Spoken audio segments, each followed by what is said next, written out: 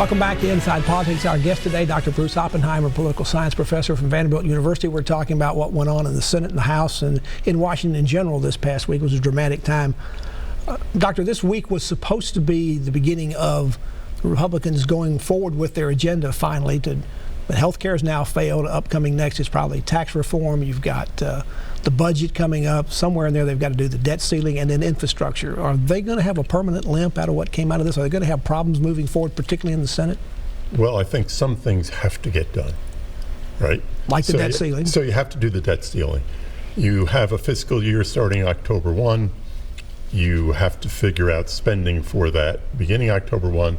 They're not going to have appropriations bills passed in a timely fashion. So you'll have to deal probably with continuing resolutions.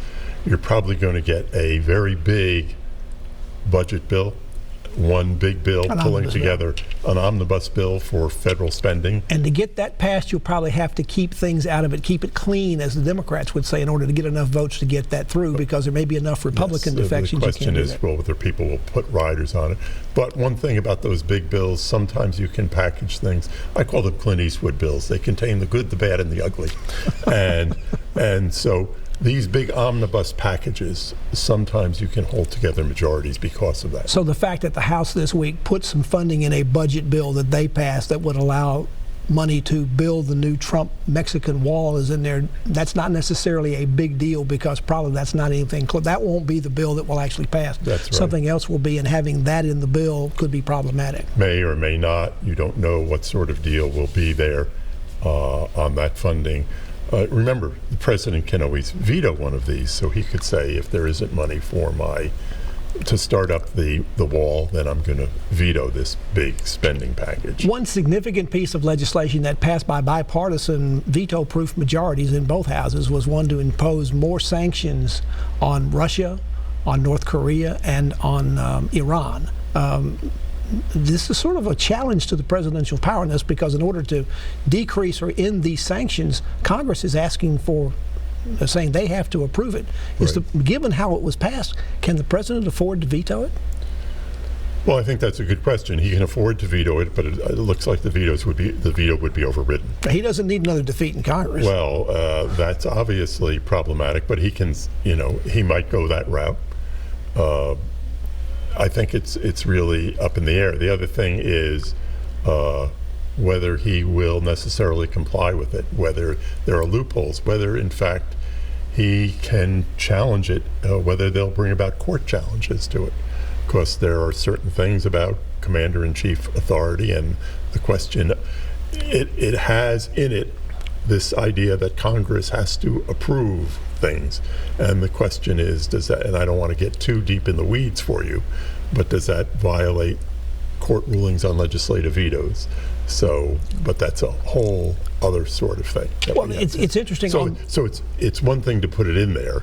It's another thing to say, will it be complied with if it's put in?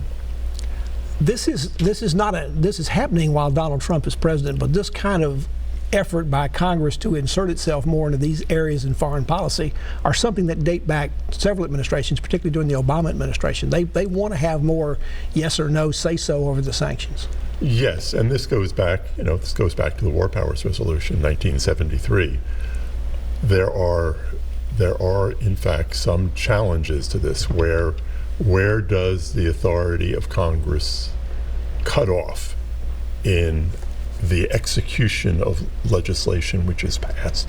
And so this is a big point of contention, and I don't think that's going to go away.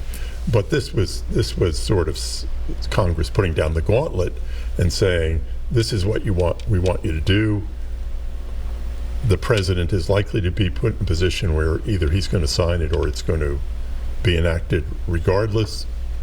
And it's sort of a shot across the bow and say, we don't trust you to ensure that sanctions which are already there or additional sanctions which we want to put on will be kept in place during your administration. The president's involvement, say, during the health care debate may have been one of the reasons that his lack of trust and confidence between the Congress and the White House are not very good, particularly for a first-term president who's still been in his first 6 months.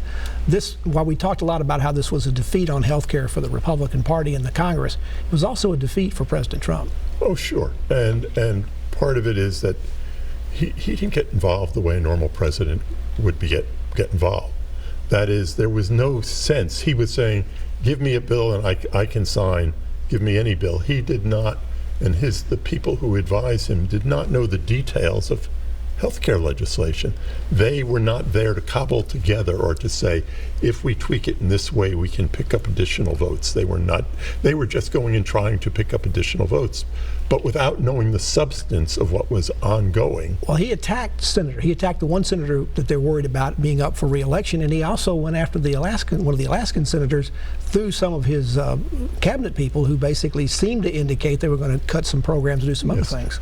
But that's very different than going with rewards rather than sanctions. That is, trying to attract the bees with honey rather than a bug killer. Dr. Bruce Oppenheimer from Vanderbilt University is our guest. We're talking about what's going on in Washington this week, particularly up in Congress. Back to continue our conversation after this break.